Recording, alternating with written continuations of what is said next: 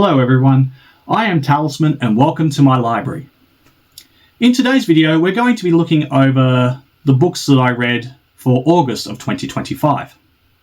Now for those who haven't seen my July review video, in that video I reviewed 9 books, which was the most I've ever read for a month. I'm not a very fast or heavy reader.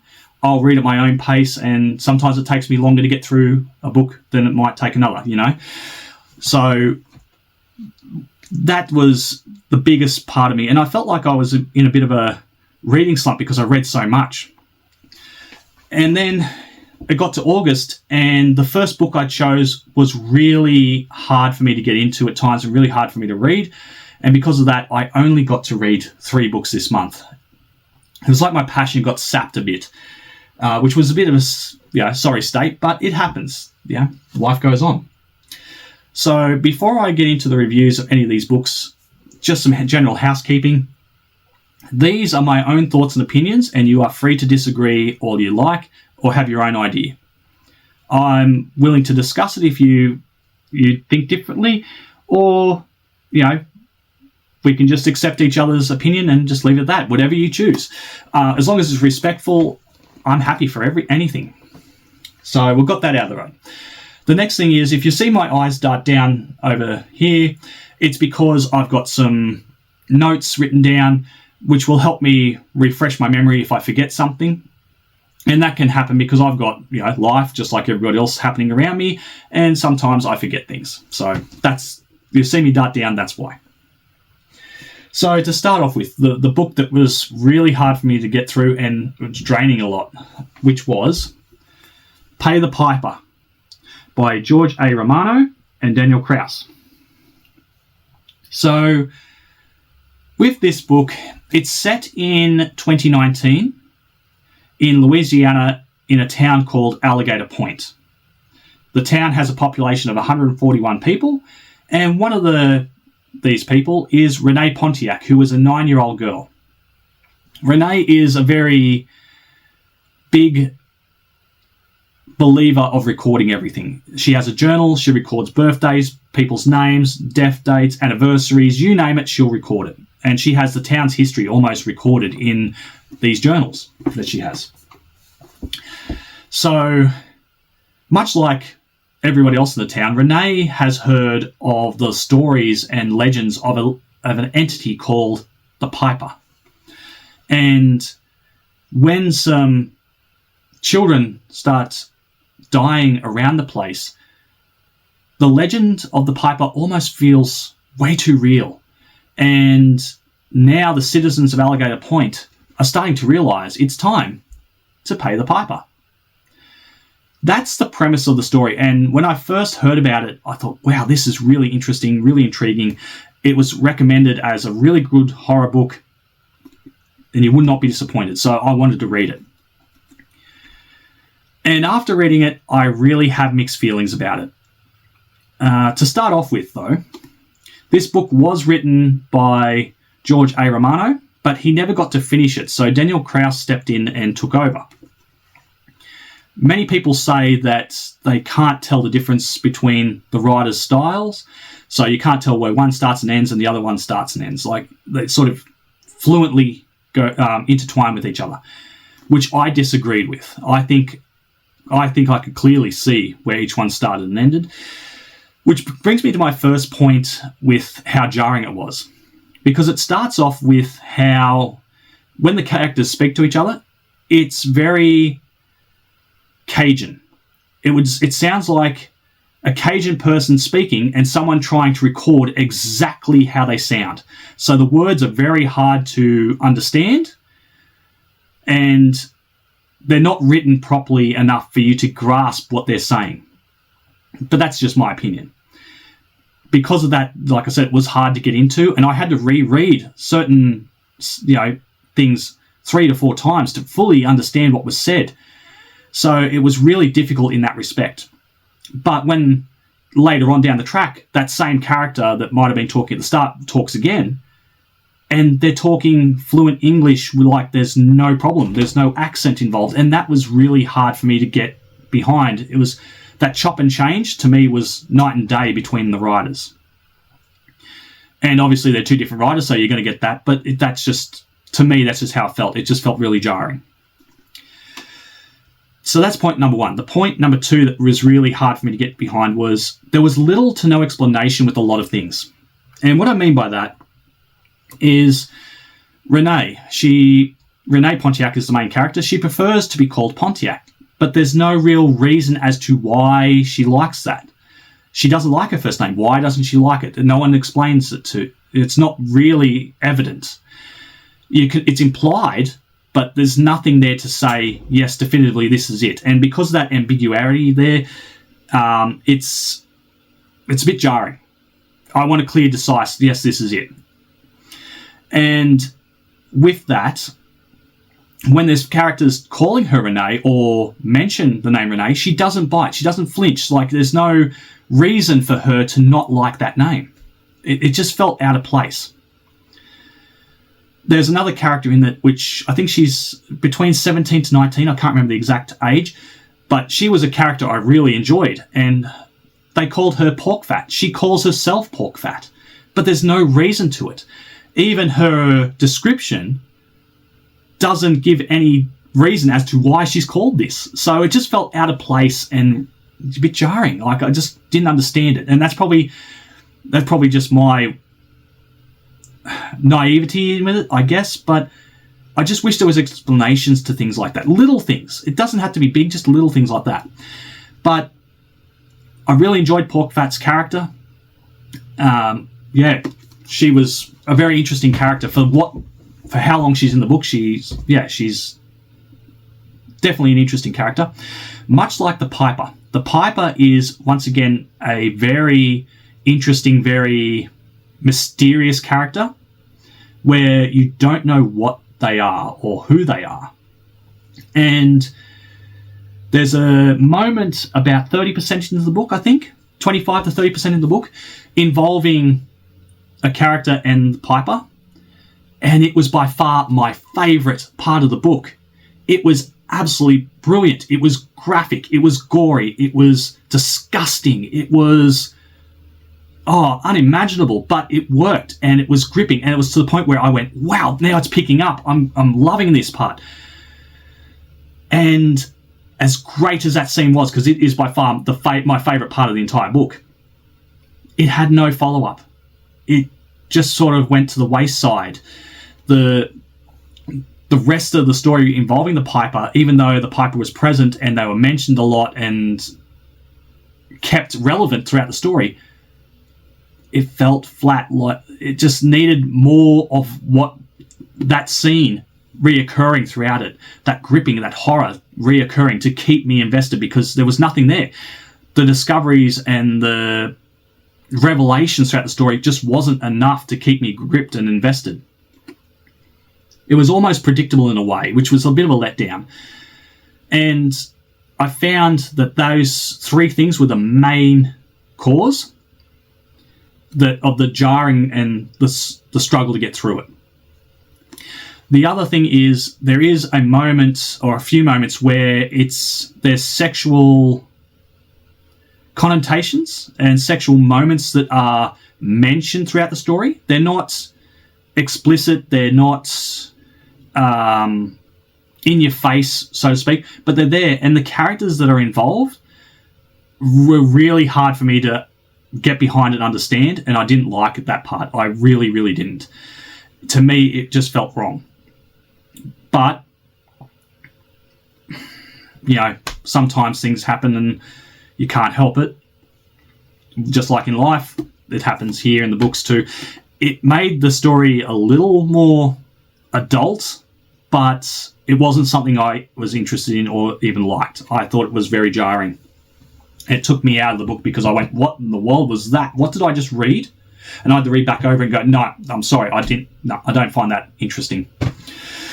So I don't like that at all, And because of that, once again, another reason why I didn't like it. But because it happened so, there's little instances and mentions here and there, it wasn't something that took over the plot or derailed it, which I found that was a little more refreshing for that. So if you're interested in this book, I would recommend it. Do not go in there expecting chills and thrills and a great horror story. This is an okay story. There's very little to almost no horror. The biggest point was my favourite part. But if you're interested, I'd give it a go. Geared towards adult readers for all the above mentioned reasons. But if you're interested, give it a shot. The next book got me out of my reading slump. It is the third book in one of my favourite series, and that is The Kill List by Nadine Matheson. And I'll just get my notes here because there is a lot when it comes to the synopsis, which I'll get into. So just give me a sec. So this is the third book in the Angelica Henley series, and this one starts 25 years in the past. Detective Harry Rhymes arrests a man by the name of Andrew Streeter for the brutal murders of 5 young people. Streeter was convicted after a kill list was found in his house. However, 25 years later, Andrew Streeter's conviction has been overturned, and evidence has come to light implying that Harry Rhymes may have twisted or ignored evidence to convict Streeter, and therefore the case has been deemed corrupt. Streeter is due to be released, and Angelica Henley, their main character, is not convinced that her former boss, Harry Rhymes, was guilty of being a corrupt police officer. She now thinks it's her duty to, go in there and reveal that her former boss, was innocent and that he did his job well. However, the real killer is still out there, and a new kill list is being made. So that is the premise of the book. Like I said, a bit long-winded, but you get the idea. So once again, this is the third book in the Angelica Henley series, and I would highly recommend you to read the first book, which is The Jigsaw Man, and the second book, The Binding Room, before you read this one. The only reason I say that is because, yes, you could read this as a standalone book, but there's little bits and pieces that direct mention back to the first 2 books, and that's why. But this book is really interesting. Angelica is a very strong and capable character that you can't help but be invested in. You can relate to her in some way, shape, and form, whether it's her commitment to her work or the struggle that she has with her relationship with her husband, or the fact that she's a mother, or the fact that she's got her work colleagues that who rely on her and depend on her, and the community at large. There's something you can relate to with her, and because of that, I find that she's a very polarizing character in that respect. The struggles she goes through and the hardships that she goes through, the flaws that she has, you can understand. Even though you may not agree with her choices or what she does, you can understand it. So that's one thing that I really admire about the story. The characters in this are all flushed out. They're all got their own backstory. Sometimes you don't get an introduction to who they are because, like I said, this is the third in the series, so you hope that you read the other 2 first. But there's characters that you are just immediately thrusted into the story, and once again, you don't know who they are unless you read the previous books, which, again, I guess it works against them. But to me, I really enjoyed how it just picked up and ran from the last 2.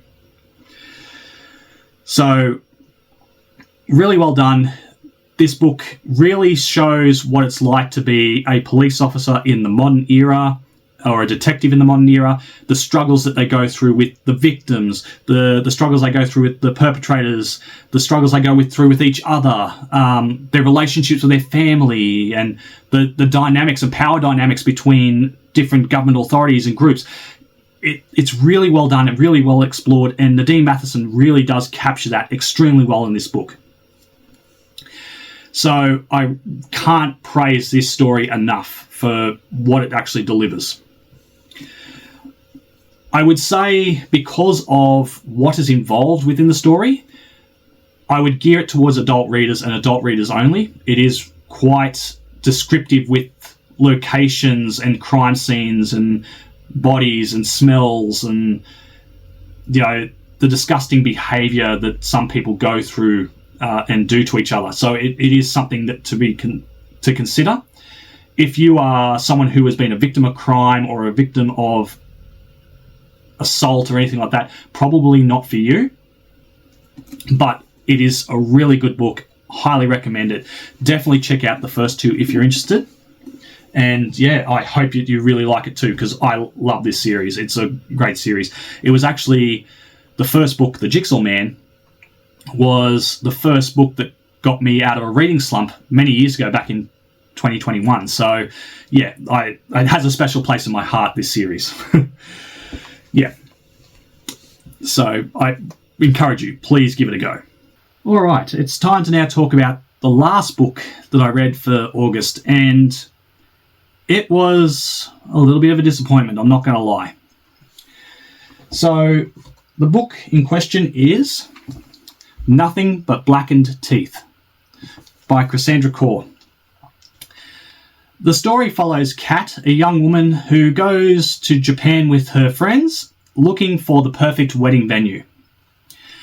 While they're there, they find this abandoned mansion, which apparently has been built upon sacrifice and bones.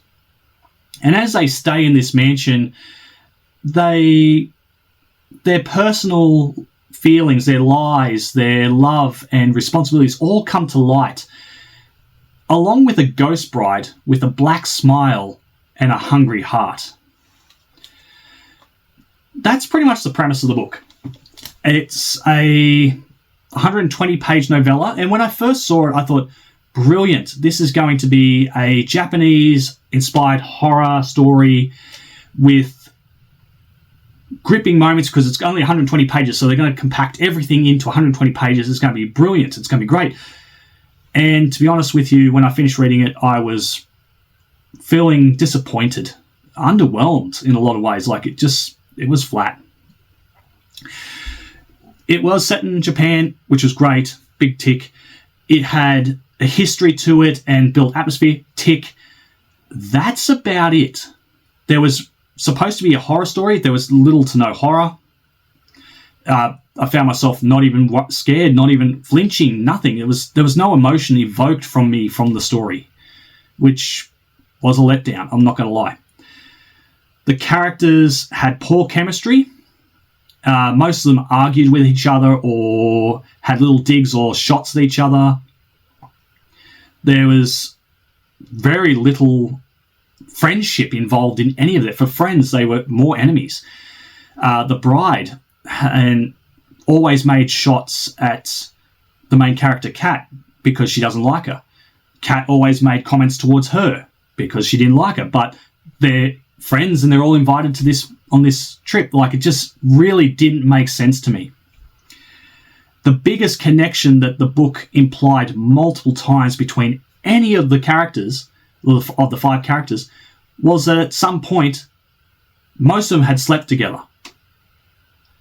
And that was the only thing that bound all these characters together. And it was really sad to see. Like, there was no real chemistry. Even the chemistry that they tried to portray just didn't hit the mark. So that was another negative against this book. The execution was poor. The horror wasn't there. So 3 right off the bat, 3 negative ticks. It was really, really hard for me to get into and understand. And what I mean by that is that every now and then, a Japanese word would be inserted. And I had to sit back and go, okay, what is that? Because I'm not fluent in Japanese. I don't speak it. I don't understand it that well. I watch anime, but that's about it. I don't, if you wrote a word down, I wouldn't recognize what it said. So I had to research it. And when the translation came back, I sort of went, okay, fair enough. That's what they're saying. But it took me out of the book and out of the attempt at getting into the immersion of it to decipher what that word was. For example, one of the points, it said it looked like a yokai. Now, I know what a yokai is. You know, I'm fine with that. I understand. But give me a description, because a yokai could be different in every aspect. They're not all pictured the same. There's no descriptors of what is actually in front of you. There's a point where it's written in Japanese, and when you translate it, it says black mouth. Well, why can't you just say that? Because you've got some of the characters are English background. They wouldn't speak Japanese. They don't understand that. So why would you insert that without an explanation as to what it is? Even if it's in brackets, this is what the translation is. Or a translation page at the back that makes you go, oh, yeah, fair enough. There's been nothing. And that was another criticism against it. It took me out of the book to research something, to put me back into it. And I'm going, well, why couldn't you just say that from the beginning? The horror was just not there. The characters were off. The story just did not hit its mark for me whatsoever. So I don't really like saying I would not recommend this book, but I wouldn't recommend it. It's as hard as it is for me to say, I wouldn't recommend reading it unless you wanted to just turn your brain off and just have a read about something different for a few minutes without really getting or losing any time or motion with it. So if you are interested, though, I'd give it a look. The biggest highlight to me was it's set in Japan and it had Japanese-inspired ghosts, yokai, whichever you prefer to call them, because they're interchangeable within the book. So other than that, take it as you will. I would gear this towards adult readers, but do not expect a fantastic horror book. Do not expect any surprises, twists, or turns. Do not expect any gore or very little gore. It was, yeah, it is what it is. I'm sorry to say, I wish I could go out on a highlight, but unfortunately I can't. But that's the books for this month. What I'm going to read in September, I'm not sure, but I'll probably have to roll and do it all next time. And what I mean by roll is I have 2 dice here, 2 D20s, for those of you who are tabletop gamers. I have 36 books in total on my to-be-read list, or TBR. Every time I finish a book, I flip a coin. That flip will determine if I have to roll one book or two, or roll one dice, I should say, or 2 dice. And then whatever the dice lands on, I'll read. So I'm going to do that for the next book very soon and go from there. A few moments later. All right, so now that I've got it set up, we've got a coin. Yeah, I don't know if you can see it, but that's a 1 on there. So 1 will be 1 dice. 2 will be 2 dice. So let's flip and see what lands on. Okay, 1 dice. Or 1 die, I should say. All right, green for luck. And let's see which book I have to read to start September. And that's a 3. Okay, so number 3 on the list is A Drop of Venom, which I'll put on the screen up here because the physical copy of the book is in another room and I don't want to go and grab it just yet. So that'll be my next book or the first book for September. So let's just hope that's a good one because, after reading The Piper or Pay the Piper and Nothing But Blackened Teeth, I need something to uplift me. As great as the kill list was, I just need a little bit more, something to get me back into it. But yeah, so let's just hope that one's a good one. But thank you very much for checking out the review video today. If you like, please like, comment, and subscribe to my channel. I want to try and grow it and promote reading and different books that are out there. Because if you're much like me, you constantly see the same books from different people on TikTok and YouTube. And I want to show more than just the common liked books. But yeah, please like, comment, subscribe. Let me know what you think about any of the books I read. If you disagree, I'm happy to listen as long as it's constructive, and hopefully one of these books may have inspired you to read. Even if I didn't like it, maybe it inspired you. And thank you very much for checking out the library today, and I will catch you in the next video.